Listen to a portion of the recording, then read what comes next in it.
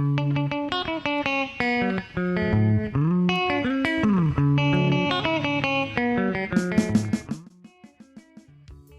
guten Morgen. I hope you're doing well. I'm in the middle of summer here and I'm moving. That's why it looks like this. But I still made a video on the difference between the formal and informal you. Du und ihr. Some people struggle with that in the beginning. So have a look and let me know what you think. Okay, so the second important personal pronoun which you should be comfortable with is how to use du. Okay, with du, you ask questions. So they want you to be able to ask simple questions, all right? So for example, who are you? Wer bist du?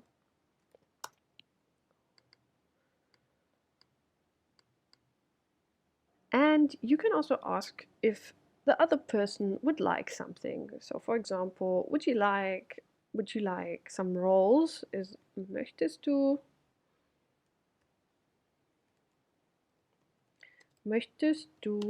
Brötchen? So Brötchen, very nice German word. It's rolls. Möchtest du Brötchen? Möchtest du, let's say you want to point to them. You want to be more specific. You can say diese. Möchtest du diese Brötchen? You know, these. And if it's just one, you can say möchtest du ein Brötchen?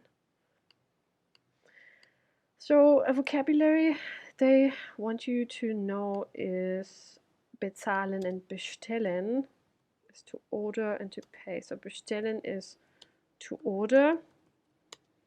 So would you like to order?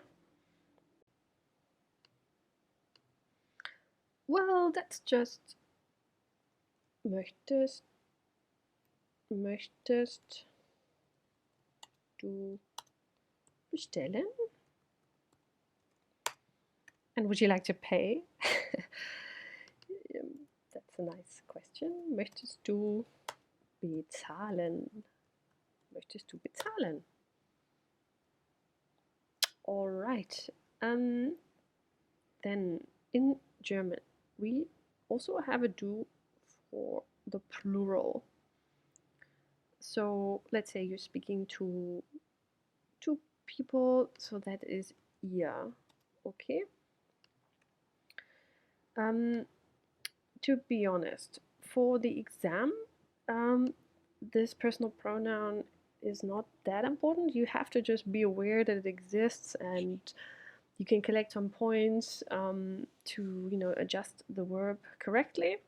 But it's more important to be comfortable with du. So yeah, let's just say a sentence. If we take this here, what about would you like rolls? But for the plural, well, that's just möchtet ihr, and then you take out the S, okay? It's just the T. Möchtet ihr ein Brötchen? So ihr is how to address several people. Now, more important than ihr, actually, is to know how to address someone formally. So it's how to ask you, but in a formal way, because Germans are very formal people, and in the streets and in like everyday situations like restaurants, you need to be able to address someone in a formal way. So how do you do that? And this is gonna blow your mind. No, sorry. So the formal way to ask someone is to use sie.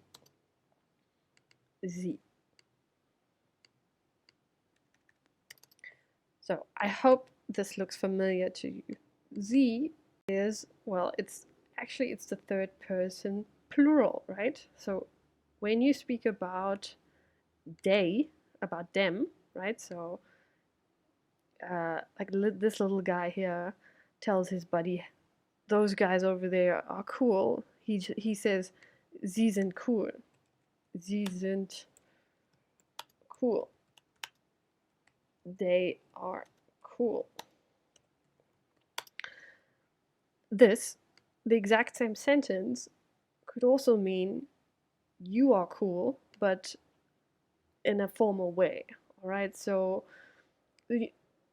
it's I admit this is very confusing in the beginning. So what I want you to remember is if you want to address someone formally, you use the third person plural. And we're gonna practice this now, okay? So what is you meet someone on the street and you want to ask him if he has fire, all right? That is entschuldigen Sie bitte. Okay, entschuldigen Sie bitte. Another way of saying is Verzeihung. Verzeihung bitte. Pardon me. You can also say verzeihen Sie bitte. Please, excuse me. So what is haben Sie, do you have fire? Haben Sie Feuer? Okay, so you see that the verbs are the same as for they. It's exactly the same.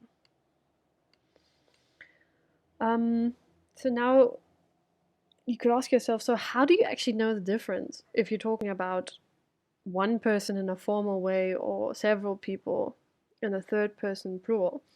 One way we distinguish it is by using a capital letter for the formal you.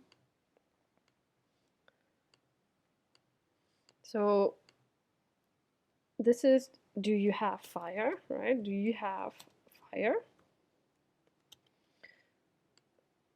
So what would be, do they have fire? Do they have fire? Well, then you would say haben Sie Feuer with a small s. In any case, in the situations that will arise for the exam, you should be more concerned with the formal you than they. Okay, so we need to practice this more. Yeah, and that was it.